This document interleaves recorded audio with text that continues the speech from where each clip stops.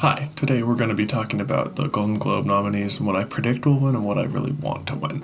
So we're going to work backwards from what I think is least important to what is most important. I'm not going to be doing every single award, but I'll just be doing the main ones. So first off, we have Best Animated Feature. I personally think that Soul will win, and I think it's what I want to win because I haven't seen anything else. My alternate would have to be Wolfwalkers because I've heard nothing but good things about that. For Best Score, out of the nominees, we have Soul, Mank, News of the World, The Midnight Sky, and Tenet. I think Soul will take it, and that's also personally what I want to win, but I think my alternate would have to go to Mank, even though both scores are by Trent Reznor and Atticus Ross. Now, Best Screenplay, we have Promising Young Woman, Mank, The Trial of the Chicago 7, The Father, and Nomadland. I have not seen Promising Young Woman or The Father yet, but I think Mank is going to take this just because of it being Jack Fincher being the screenwriter. I also think Nomadland has a pretty good pick, but in my personal opinion, I think it should go to The Trial of the Chicago 7. Now for Best Director, we have Emerald Fennell for Promising Young Woman, David Fincher for Mank, Regina King for One Night in Miami, Aaron Sorkin for The Trial of Chicago 7, and Chloe Zhao for Nomadland. I personally think Chloe Zhao is going to win this, and that's also what I want to win. The alternate would have to be David Fincher just because of the amount of work that he put into Mank.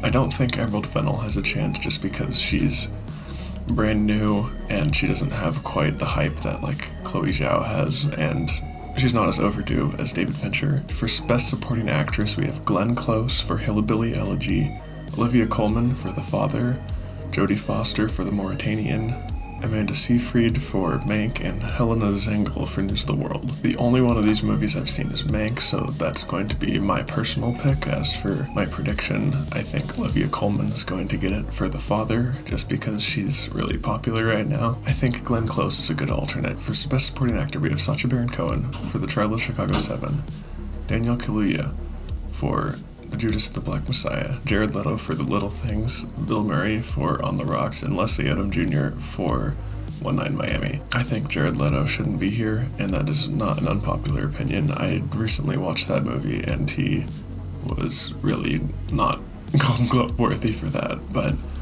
I don't think Bill Murray's going to take this. I think it's going to be Daniel Kaluuya, and that's who I would like to win. My alternate would have to be Sacha Baron Cohen, but I wouldn't be surprised if Leslie Odom Jr. takes it either. Those are three really strong candidates, the Sacha Baron Cohen, Daniel Kaluuya, and Leslie Odom Jr.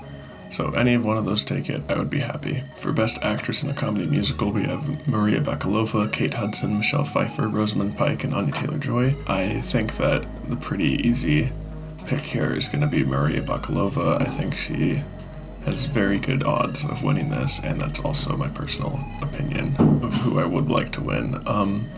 For an alternate, I'd have to go with Anya Taylor-Joy just because she is blowing up right now. She is super hot right now, just off the Queen's Gambit and all of that.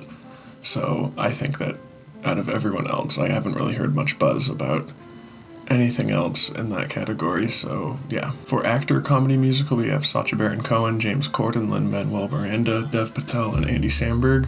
I think Lin-Manuel Miranda has a really good shot at this. I think that's who is going to win just because Hamilton was so huge. They have to give it some consideration because now it's available. Andy Samberg, I think I'll put down as my alternate, and my personal pick will be Sacha Baron Cohen. I think he deserves it the most, but I don't think they're going to give it to him because he already has such good chances of winning the Best Supporting Actor, and they don't want to give him to. For Best Actress in a Drama, we have Viola Davis for Ma Rainey's Black Bottom, Andra Day for The United States vs. Billie Holiday, Vanessa Kirby for Pieces of a Woman, Frances McDormand for Nomadland, and Carey Mulligan for Promising Young Woman. This is a pretty tough category, but I think Carey Mulligan has this, with Frances McDormand coming in at pretty close second. In my opinion, I think Vanessa Kirby should get it, but she just doesn't have as much hype as Carey Mulligan has right now. But I wouldn't be surprised, nor would I be sad if either of them won. I don't think Andra Day has enough of a campaign, and the movie that she's in is apparently not very good, so that's kind of dead right now. For Best Actor Drama, we have Riz Ahmed for Sound of Metal, Chadwick Boseman for Ma Rainey's Black Bottom, Anthony Hopkins for The Father, Gary Oldman for Mank, and Tahar Rahim for The Mauritanian. I've not seen The Mauritanian or The Father, but I don't think that The Mauritanian is going to get this. Since no one's seen it, this is very easily going to go to Chadwick just because he's has not had one yet, and this is his last chance. I think Anthony Hopkins is a good second choice, but personally I wanted to go to Riz Ahmed just because I think that performance was incredible and really needs some more recognition.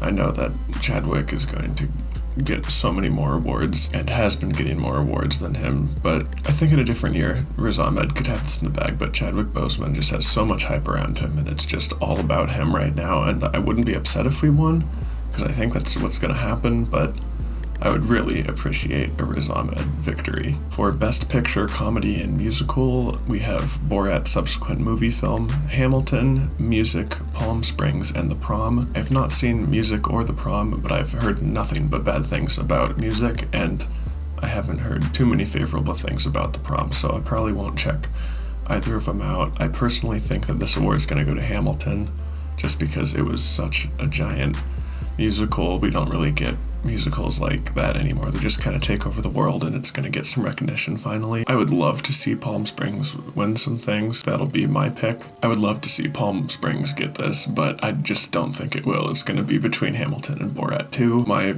prediction is Hamilton, my alternate is Borat 2, and my personal pick is Palm Springs, just because not only was it a good comedy, but it was also a really good drama, and Borat just doesn't really have that going for it, so that's why it's not my pick. And now we have the big category, Best Motion Picture Drama. We have The Father, Mank, Nomadland, Promising Young Woman, and The Trial of the Chicago 7. I have not seen The Father or Promising Young Woman.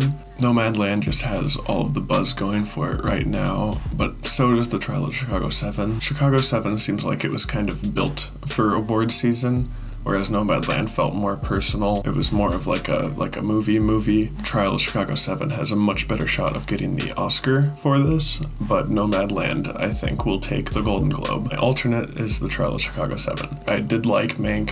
I thought it was a fun, homage to Citizen Kane, but I don't think it was much more than that. Trial of Chicago 7 was a very well-made movie, and I would definitely like to see it again at some point, and I definitely think it deserves some sort of awards recognition, but Nomadland should win this, and that's what I would like to see. So those are my predictions. Let me know what you thought about them in the comments, or leave this video a like, subscribe. I plan on doing more of these videos in the future. I'll probably do a Golden Globes update video after the Golden Globes happen to kind of discuss my predictions afterwards. So yeah, stick around for that, and I'll see you later.